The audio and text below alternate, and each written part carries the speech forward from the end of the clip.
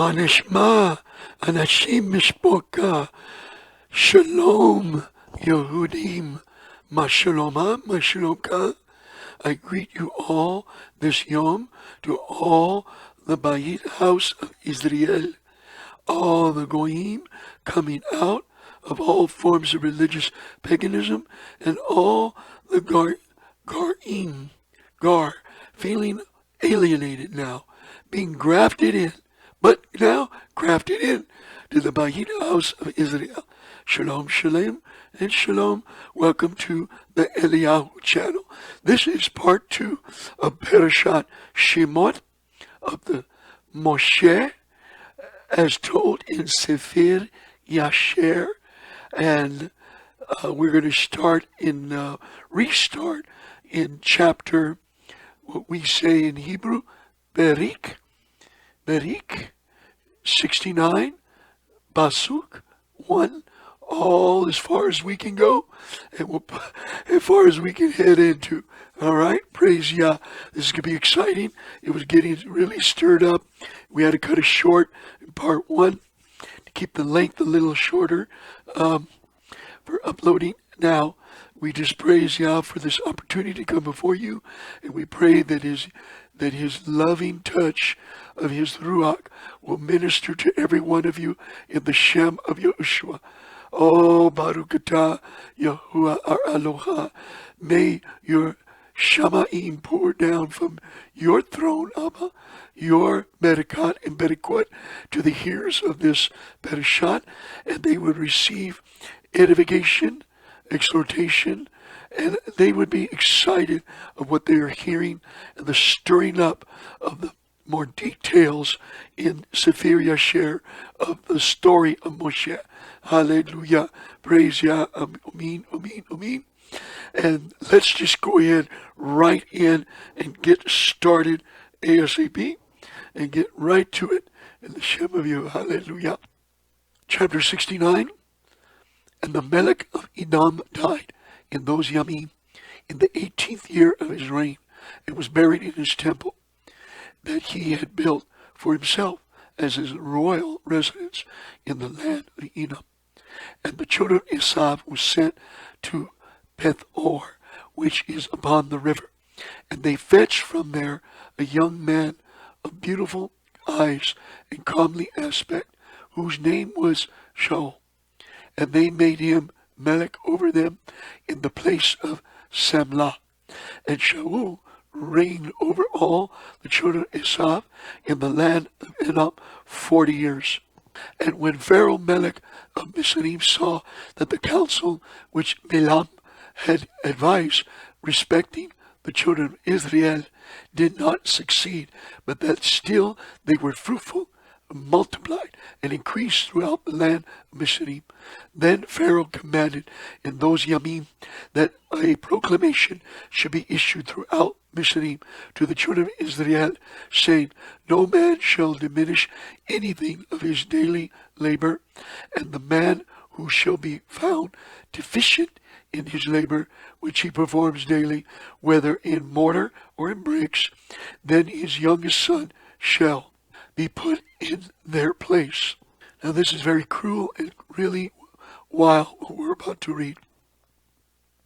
And the labor of Misraim strengthened upon the children of Israel in those Yamim, and behold, if one brick was deficient in any man's daily labor, the Mizrahites took his youngest boy by force from his Emma, and put him into the building in the place of the brick which his Abba had left wanting.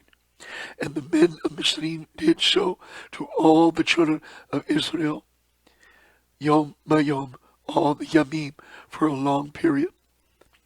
Boy, that's fighting words there, man. I couldn't do that. I have to go down with a sword fight. But the tribe of Levi did not at that time work with the Israelites, their brothers. From the beginning, from the children of Levi knew the cunning of the Mizrahites, that they exercised at first toward the Israelites.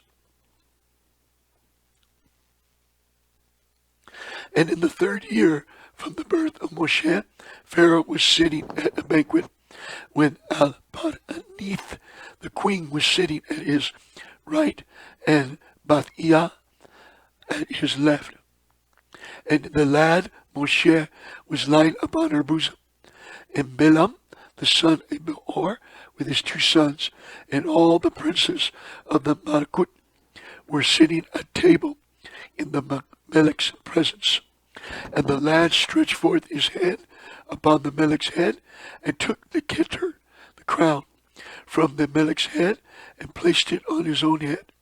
And when the Melech and the princes saw the work that the boy had done, the Melech and princes were terrified, and one man to his neighbor expressed astonishment. And the Melech said to the princes who were before him at the table, "What speak you, and what say you, O you princes, in this matter? And what is to be the mishpat against the boy on account of this act?" Here comes that sorcerer talking before anybody else.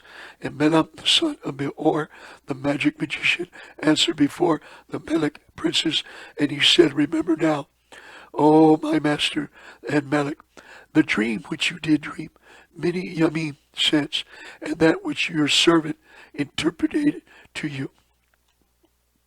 Now, therefore, this is the child from the Ibrim children, in whom the Ruach of Aloha, and let not my master, the Melech, imagine that this youngster did this thing without knowledge.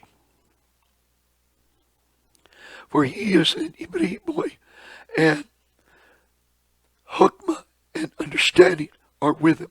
Hukmah and Da'ath are with him. Although he is yet a child, and with Hukmah has he done this, and chosen to himself the Melech of Misraim.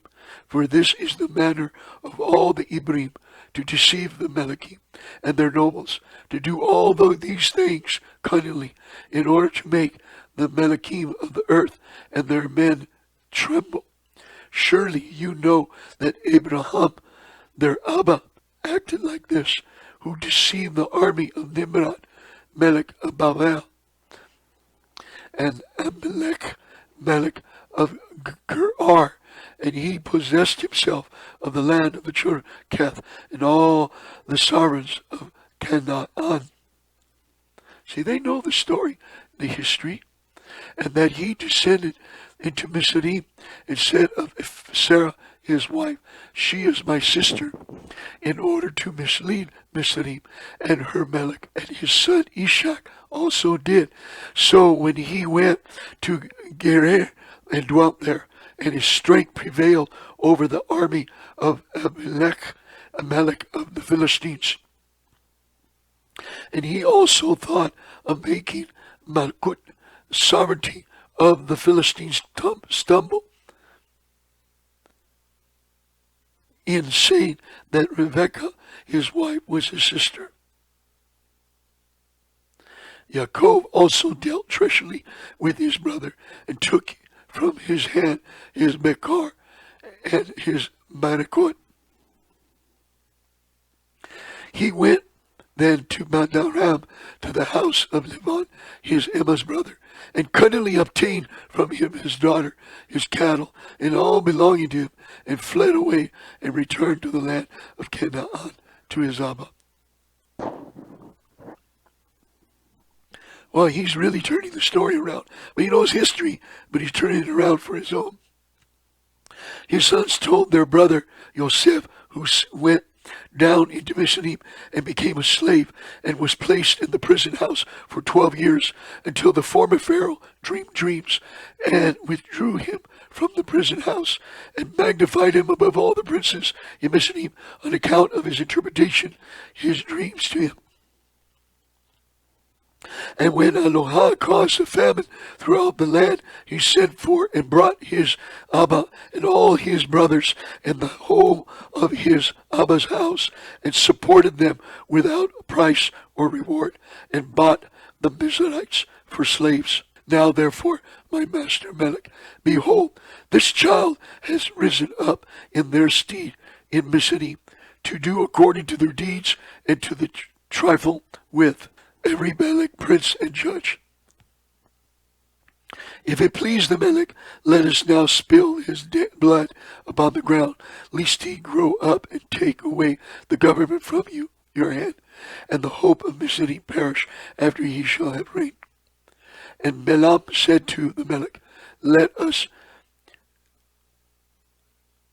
moreover call for all the Sophatim of Mishna, and the wizard men, wise men and wizards men of it, and let us know if the mishpat of death is due to this boy, as you did say, and then we will slay him. And Pharaoh sent and called for all the wise men of Mishna, and there came before the Melech a Malach of Yahuwah came among them, and he was like one of the Hokmah men of Mishna.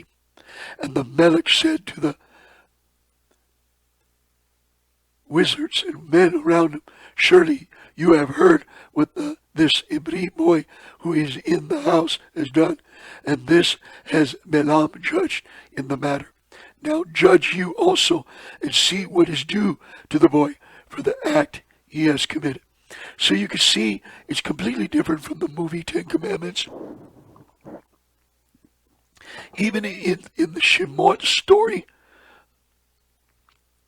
in the Torah, it's different. They're different parts in the Ten Commandments. They're telling you that they knew already and accepted the child. Okay, and there's more details that are not there, and there was a different knowledge that is not there in that movie. They added so many parts in there, and people ran with it. It's not the full story, even in the Torah of Shemot. Now judge you also and see what is due to the boy for the act he has committed. And the Malach, who seemed like one of the Hokmah men of Pharaoh, answered and said as follows, before all the wizards and wise men of Mishna, and before the Melech and the princes, if it please the Melech, let the Melech send for men who shall bring before you an onyx stone and a coal of fire, and place them before the child. And if the child shall stretch forth his hand and take the onyx stone, then shall we know that with Hokmah was the youth done all that he has done, and we may slay him. But if he stretches forth his hand upon the coal, then shall we know that it was not with knowledge that he did this thing, and he shall live. And little children reach for things. I used to have my grandchildren, they reach for my hat, my glasses, throw them on the ground. They don't know what they're doing. Little babies, right? So Abba sent a Malach, a messenger, to disguise himself as one of the wizard Chaldeans, be a man in the mist. And the thing seemed tov in the eyes of the Melech and the princes. So the Melech did according to the word of the Malach of Yahuwah. So it superseded the wizard. The wizard didn't even have discernment, didn't even know what was going on. He didn't know who this guy was. He said, I haven't seen him before. Nothing. No discernment. The spirits in him, the familiar spirits who were blinded. And the Melech ordered the onyx stone and coal to be brought and placed before Moshe. And they placed the boy before them. And the lad endeavored to stretch forth his hand to the onyx stone, but the Melech of Yahuwah took his hand and placed it upon the coal.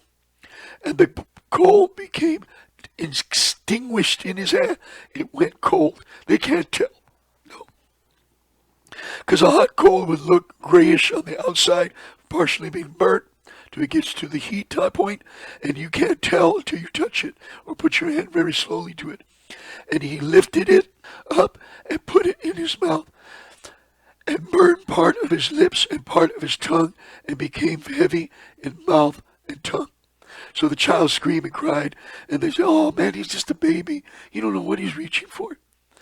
And when the Melech and the princes saw this, they knew that Moshe had not acted with Hokmah in taking off the Ketar from the Melech's head. So the Melech and princess refrained from slaying the child. So Moshe remained in Pharaoh's house growing up, and Yahuwah was with him. And while the boy was in the Melech's house, he was robed in purple, and he grew among the children of the Melech. When Moshe grew up in the Melech house, Bethia, the daughter of Pharaoh, considered him as a son. And all the household of Pharaoh honored him, and all the men of Mishna were afraid of him. And he daily went forth and came into the land of Goshen, where his brothers, the children of Israel, were. And Moshe saw them daily in the shortness of breath and hard labor. And Moshe asked them, saying, Why is this labor meant out to you, yom by yom? And they told him all that had befallen them, and all the injunctions that Pharaoh had put upon them before his birth. And they told him all the counsels which Balaam the son of Beor had counseled against them, and what he had also counseled against him in order to slay him, when he had taken the Melech's Keter from off his head. And Moshe heard these things, his anger was kindled against Balaam, and he sought to kill him, and he was in ambush for him, yom by yom. And Balaam was afraid of Moshe, and he and his 2 sons rose up and went forth from Mishna, and they fled and delivered their beings, and took themselves to the land of Cush, to Kikanas, Melech of Cush. And Moshe was in the Melech's house, going out and coming in. Yahuwah gave him favor in the eyes of Pharaoh, and in the eyes of all his servants, and in the eyes of all the people of Mishna. And they loved Moshe exceedingly. And the yom arrived when Moshe went to Goshen to see his brothers. Now, at first, he went to the place where they were laboring and working. Now he's going to the town. But he saw the children of Israel in their burdens and hard labor, and Moshe was grieved on their account. And Moshe returned to Mishna and came to the house of Pharaoh and came before the Melech, and Moshe bowed down before the Melech.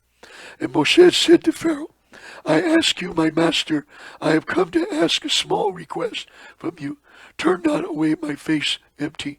And Pharaoh said to him, Speak. And Moshe said to Pharaoh, Let there be given to you your servants, the children of Israel, who are in Goshen, 1 yom to rest in from their labor. Gave them a Shabbat. And the Melech answered Moshe and said, Behold, I have lifted up your face in this thing, and grant your request. And Pharaoh ordered a proclamation to be issued throughout Mishna and Goshen, saying, To you and all the children of Israel, this says the Melech, for 6 yamim you shall do your work and labor, but on the 7th yom you shall rest, and shall not perform any work. This shall you do all the yamim, as the Melech and Moshe the son of Bethia have commanded. And Moshe rejoiced at this thing that the Melech had granted to him, and all the children of Israel did as Moshe ordered them.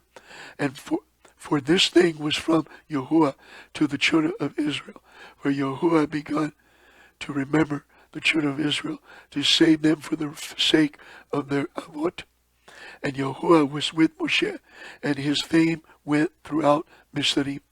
And Moshe became great in the eyes of all the Mishnites, and in the eyes of all the children of Israel, seeking Tov for his people, Israel, and speaking words of shalom regarding them to the Melech. And when Moshe was 18 years old now, he desired to see his Abba and Emma, and he went to them to Goshen. And when Moshe had come near Goshen, he came to the place where the children of Israel were engaged in work. And he observed their burdens, and he saw a Mizraite smiting one of his Hebrew brothers. Verse 2, And when the man who was beaten saw Moshe, he ran to him for help, For the man Moshe was greatly respected in the house of Pharaoh, and he said to him, My master, attend to me. This Mizraite came to my house in the night and bound me, and came to my wife in my presence, and now he seeks to take my wife away. So the story's a little different here. Okay? He took his wife and he raped her, and now he wants to take her for himself. And in the episode, in the movie, it's almost like that. He took one of the young girl's virgin that was espoused, but it doesn't say they were married already and had children, right? He was espoused. So we know that there is no dating and courting in the Hebrew understanding. We have engagement of form of spouse even before we take them to our home. We're engaged as being married. The engagement is actually the ketubah of marriage way ahead of time. And when Moshe heard this wicked thing, his anger was kindled against the Mizraite, and he turned his way and the other, and when he saw there was no man there, he smote the Mizraite and hid him in the sand, and delivered the Ibri from the hand of him that smote him, set him free. He's tied up. And the Ibri went to his house, and Moshe returned to his house, home, and went forth and came back to the Melech's house. And when the man had returned home, he thought of repudiating his wife, for it was not right in the house of Yaacob for any man to come to his wife after she had been defiled. And the woman went and told her brothers, and the woman's brothers sought to slay him, and he fled to his house and escaped. And on the second Yom, Moshe went forth to his brothers and saw, and behold, two men were quarreling. And he said to the wicked one, Why do you smite your brother, your neighbor? And he answered him and said to him, Who has sent you for a prince and a judge over us? Do you think to slay me as you did slay the Mizraite? And Moshe was afraid, and he said, Surely the thing is known. And Pharaoh heard of this affair, and he ordered Moshe to be slain. So Elohim sent his Malach, and he appeared to Pharaoh in the likeness of a captain of the guard. And the Malach of Yahuwah took the sword from the head of the captain of the guard, and he took his head off with it, for the likeness of the captain of the guard was turned into the likeness of Moshe. And the Malach of Yahuwah took hold of the right hand of Moshe, and brought him forth from Mitzrayim, and placed him outside the borders of Mitzrayim, a distance of 40 yamim journey, 40 days journey. So a Malachim appeared as a captive, and then had Moshe look like the other guy, and chopped off his head. And then, so they said, okay, he killed Moshe, he's dead. As far as they know, he's dead. Took the body out to go bury it. They seen the head, they seen Moshe. Then a trip. And then he grabbed Moshe and disguised him and took him out, a 40-day journey out. Hallelujah. Praise Yahuwah. And so the movie, The Ten Commandments, is completely different from the real story of what took place. Verse 12, and Aaron his brother alone remained in the land of Mitzrayim, and he nebuah to the children of Israel, saying, This says Yahuwah, Allah of your ancestors, throw away each man the abominations of his eyes, and do not defile yourself with the idols of Mitzrayim. And the children of Israel rebelled, and would not listen to Aaron at that time. And Yahuwah thought to destroy them, were it not that Yahuwah remembered the covenant which he had made with Abraham, Ishak, and Yaacob. In those yamim, the hand of Pharaoh continued to be severe against the children of Israel, and he crushed and oppressed them until the time when Eloah sent forth his word and took notice of them. So they were sinning, they were partaking of the deeds of the false idols of Egypt. And it was in those Yamim that there was a great war between the children of Cush and the children of the east. And Aram, and they rebelled against the Melech of Cush in those and they rebelled against the Melech of Cush, in whose hands they were. So Kiki Anus, Melech of Cush, went forth with all the children of Cush, and a people numerous as the sand, and he went to fight against Aram and the children of the east to bring them under subjection. And when Kikianus went out, he left Balaam, the magician, magic wizard, with his two sons, to guard the city and the lowest sort of the people of the land. I'm going to skip to verse 21. It's just little battles, and it had nothing to do with Moshe. I want to get to the part with Moshe again. At that time that the war and the siege were against Cush, Moshe fled from Mishna from Pharaoh, who sought to kill him for slaying the Midianite. And Moshe was 18 years old when he fled from Mishna from the presence of Pharaoh, and he fled and escaped to the camp of Kikianus, which at that time was being besieging Cush. And Moshe was 9 years in the camp of Kikianus, Melech of Cush, all the time that they were besieging Cush, and Moshe went out and came in with them. So he went to be with them, this army that was besieging the walls of Cush, because Balaam, when Kikianus went out to fight a war, when he came back, the gates were closed, and he doctored up the walls, made them taller, he made a taller wall, and he kept anybody from coming out, and he was besieging his own city, basically. And so 9 years onto the 18 years of his age. And the Melech and the princes and all the fighting men loved Moshe, for he was great and worthy. His stature was like a noble lion. His face was like the sun, and his strength was like that of a lion. And he was a counselor to the Melech. Verse 25. At the end of 9 years, Kikianus was seized with a mortal disease, and his illness prevailed over him, and he died on the 7th Yom. So his servants embalmed him and carried him and buried him the opposite the city gate to the north of the land of Mishna. And they built over him an elegant, strong, and high building, and they placed great stones below. And the Melech's scribes engraved upon those stones all the might of their Melech Kikianus, and all his battles which he had fought. Behold, they are written there at this Yom. And after the death of Kikianus Melech of Cush, it grieved his men, troops, greatly on account of the war. So they said one to another, Give us counsel what we are to do at this time, as we have resided in the wilderness 9 years away from our homes, family, and everything. If we say we will fight against the city, many of us will fall wounded or killed. And if we remain here in the siege, we shall also die. For now all the Melechim of Aram and of the children of the east will hear that our Melech is dead, and they will attack us suddenly in a hostile manner, and they will fight against us and leave no remnant of us. Now, therefore, let us go and make a Melech over us, and let us remain in the siege until the city is delivered up to us.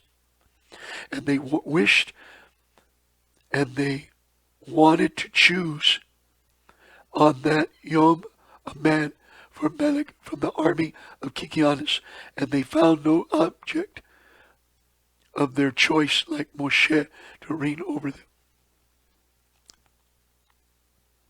And they hurried and stripped off each man his garments and cast them upon the ground.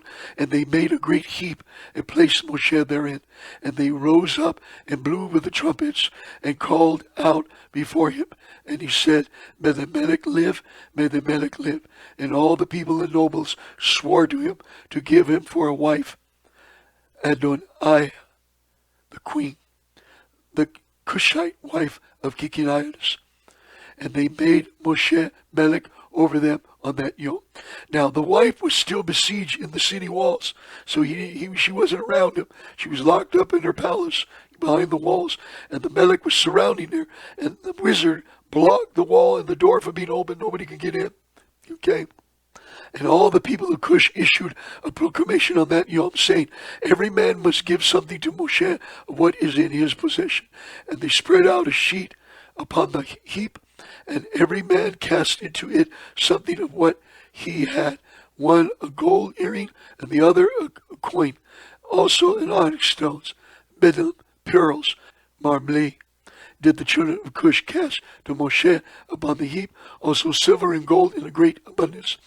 And Moshe took all the silver and gold, all the vessels of beryl and onyx stones, which are the children of Cush, had given to him, and he placed them among his treasurers.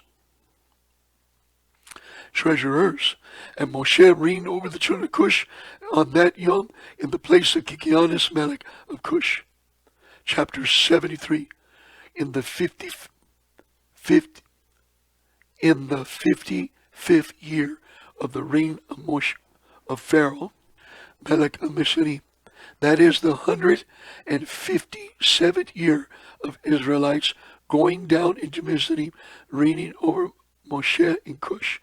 And Moshe was 27 years old when he began to reign over Cush, and 40 years did he reign. So you add 27 plus 40 there before he ends up meeting his real wife. Now, you say Israel was in Mizraim 157 years, and Moshe was already born. I thought they were they were slaves or servants in Mizraim 450 years. Not so. It's a total of their sojourning is 430 years.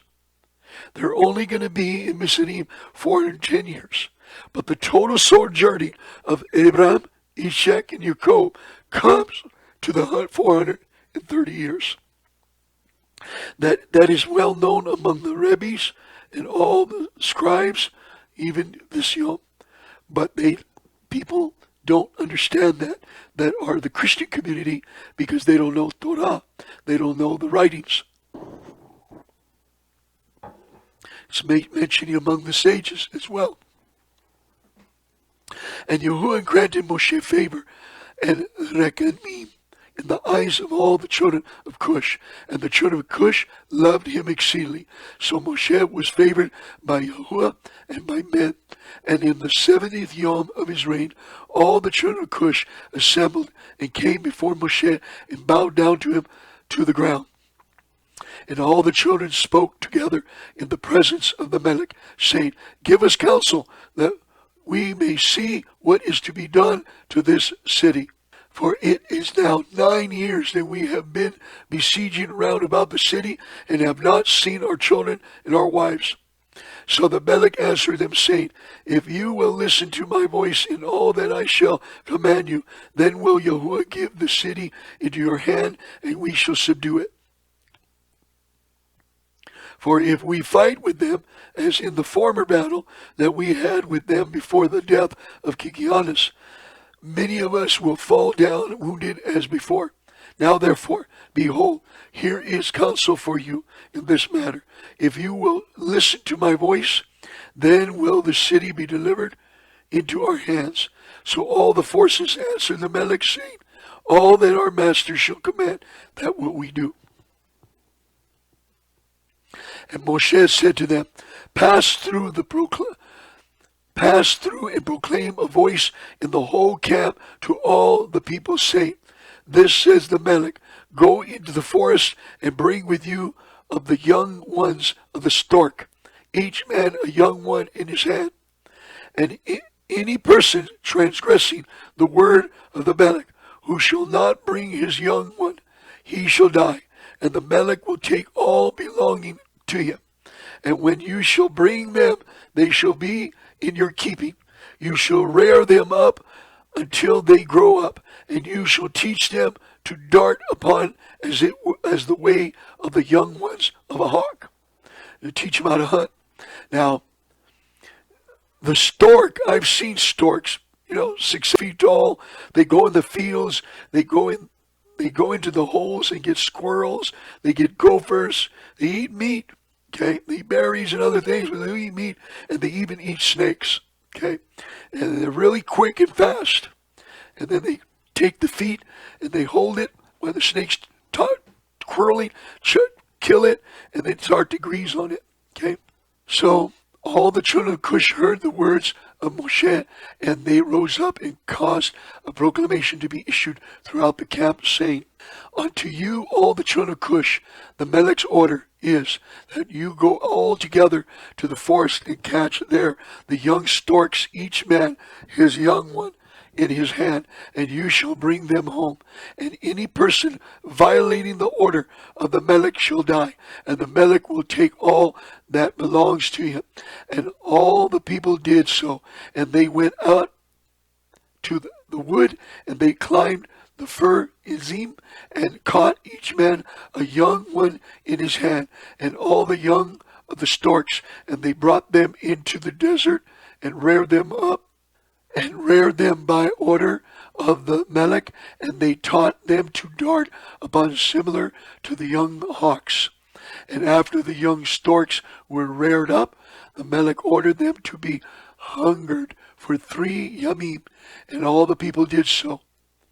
And on the 3rd yom, the Melech said to them, that's Moshe, "Strengthen yourselves and become violent men, and put on each man his armor, and gird on his sword upon him, and ride each man his horse, and take each his young stork in his hand. And we will rise up and fight against the city at the place where the serpents are." And all the people did as the Melech had ordered, and they took each man his young one in his hand, and they went away. And when they came to the place of the serpents, the Melech said to them, "Send forth each man his young stork upon the serpents." Because what Balaam the wizard did, he breeded these very poisonous serpents on one of the sides between the wall of the gate, all with the bush of the mire, and they reared the snakes up, so there was thousands of snakes there, all kinds of them, okay? And they couldn't get near to fight that wall, which is the weakest wall, the city, because of the serpents, like a moat with alligators or something, all right? So he's going to have the storks take care of business for him. And they sent forth each man his young stork at the Melech's order, and the young storks ran upon the serpents, and they devoured them all and destroyed them out of that place. And when the Melech and the people had seen that all the serpents were destroyed in that place, all the people set up a great shout, and they approached and fought against the city and took it and subdued it, and they entered the city, and there died on that yom 1,100 men of the people of the city, all that inhabited the city, but of the people besieging not one died. And all the children of Cush went each to his home, to his wife and children, to all belonging to him.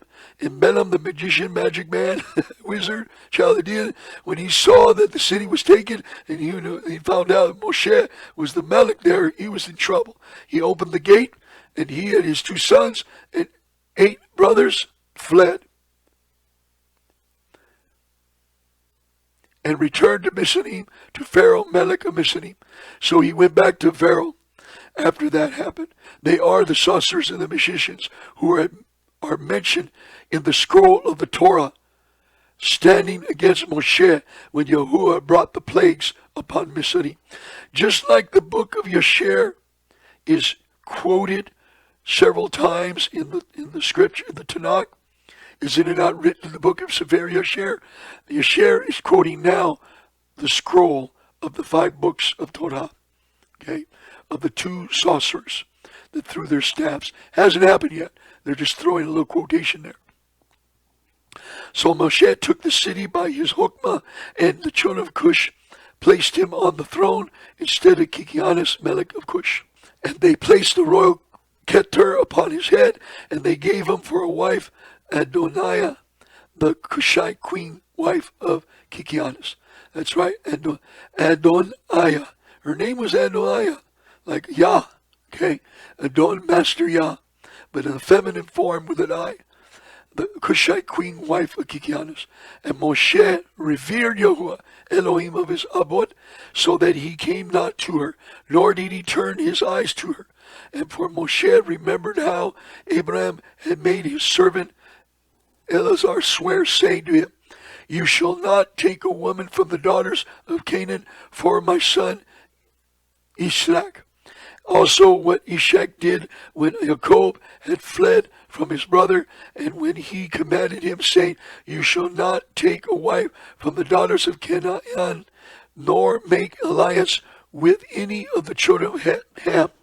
So he ruled them, but he wouldn't have a woman from them. He wanted to obey the Torah. Moshe must have been with his house of Levi when he went to meet his brothers in the house of Levi. They taught him Torah. They taught him the right rule. They taught him prescribed instructions. For Yahuwah our Lord gave him the son of Noach and his children and all his zerah as slaves to the children of Shem and to the children of Yaphat and to their zerah after them for slaves, li olam va'id. Therefore Moshe turned not his heart nor his eyes to the wife of Kikianus all the yamim that he reigned over Cush. And Moshe revered. I should have made a note there, revered Yahuwah his Elohim, all his high. And Moshe walked before Yahuwah in Emet with all his heart and being. He turned not from the right halakha ways, all the yamim of his hayim. He declined not from the halakha either to the right or to the left, in which Abraham, Ishak, Jacob had walked. And Moshe strengthened himself in the Amalek of the children of Cush, and he guided the children of Cush with his usual hokmah. And Moshe prospered in his makut, in his sovereignty. Praise Yahuwah. Powerful stuff. And at that time, Aram, the children of the east, heard that Kikianus Melech of Cush had died. So Aram, the children of the east, rebelled against Cush in those yamim. And Moshe gathered all the children of Cush, a people very mighty, about 30,000 men. And he went forth to fight with Aram and the children of the east. And they went at first to the children of the east. And when the children of the east heard their report, they went to meet them and engaged in the battle with them. And the war was severe against the children of the east. So Yahuwah gave all the children of the east into the hand of Moshe. About 300 men fell down slain. And all the children of the east turned back and retreated. And so Moshe and the children of Cush followed them and subdued them and put a tax upon them, so as was their custom. So Moshe and all the people with him passed from there to the land of Aram for battle. And the people of Aram also went to meet them, and they fought against them, and Yahuwah delivered them in the hand of Moshe. And many of the men of Aram fell down wounded, and Aram also were subdued by Moshe and the people of Cush, and also gave their usual tax. Moshe brought Aram and the children of the east under subjection to the children of Cush, and Moshe and all the people who were with him returned to the land of Cush. And Moshe strengthened himself in the malhut, his sovereignty, of the children of Cush, and Yahuwah was with him, and all the children of Cush were afraid of him. In the end of the years died Shaul, Melech of Edom, the Baal Canaan, the son of Achar, reigned in his place. In the 16th year of the reign of Moshe over Cush, Baal Canaan, he served that mighty one, that felt mighty one, the son of Achar, reigned in the land of Edom over all the children of Edom for 38 years. Verse 3. In his yamim Moab rebelled against the power of Edom, having been under Edom since the yamim of Hadad, the son of Bedad, who smote them and Midian, and brought Moab under subjection to Edom. And when Baal Canaan, the son of Akbor, reigned over Edom, all the children of Moab withdrew their allegiance from Edom. And Angias, Melech of Africa, died in those Yamim, and Azurval, his son, reigned in his stead. And in those Yamim died Yanis, Melech of the children of Shittim, and they buried him in his temple that he had built for himself in the plain of Kenopia for a residence, and Latunas reigned in his stead. In the 22nd year of the reign of Moshe over the children of Cush, Latinas reigned over the children of Shittim 45 years, and he also built for himself a great and mighty tower, and he built therein an elegant temple for his residence, to conduct his government, as was the custom. In the 3rd year of his reign, he caused a proclamation to be made to all his skillful men, who made many ships for him. And Latinus assembled of all his forces, and they came up in ships, and went therein to fight with Azurval, son of Angas, Melech of Africa. And they came to Africa and engaged in the battle with Azurval and his army. And Latunas prevailed, over Azurval, and Latunas took from Azurval the aqueduct that his Abba had brought from the children of Shittim, when he took Yania, the daughter Uzi, for a wife. So Latinas overthrew the bridge of the aqueduct and smote the whole army of Azurval, a severe blow. And the remaining strong men of Azurval strengthened themselves, and their hearts were filled with envy, and they courted death, and again engaged in battle with Latunas, Melech of Shittim. And the battle was severe upon all the men of Africa, and they all fell wounded before Latinas and his people, and Azurval the Melech also fell. Verse 14, and the Melech Azurval had a very beautiful daughter, whose name was Ushbezanzina, and all the men of Africa embroidered her likeness on their garments, on account of her great beauty and comely appearance. And the men of Latunas saw Ushbezana, the daughter of Azurval, and praised her to Latinas the Melech. And Latinas ordered her to be brought to him, and Latinas took Ushbezuna for a wife, and he turned back on his way to Shittim. And it was after the death of Azurval, son of Angias, when Latunas had turned back to his land from the battle, that all the inhabitants of Africa rose up and took Anibal, the son of Angias, the younger brother of Azurval, and made him Melech instead of his brother over the whole land of Africa. And when he reigned, he resolved to go to Shittim to fight with the children of Shittim, to avenge this cause of Azurval his brother, and the cause of the inhabitants of Africa. And he did so, and he made many ships, and he came in therein with his whole army, and he went to Shittim. And Anival fought with the children of the Shittim, and the children of the Shittim fell wounded before Anival his army, and Anival avenged his brother's cause. And Anival continued the war for 18 years with the children of Shittim, and Anival dwelt in the land of Shittim, and he camped there for a long time. And Anival smote the children of Shittim very severely, and he slew their great men and princes, and of the rest of the people he smote about 80,000 men.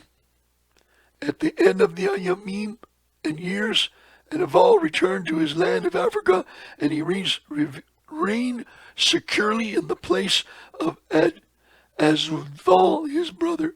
Chapter 75.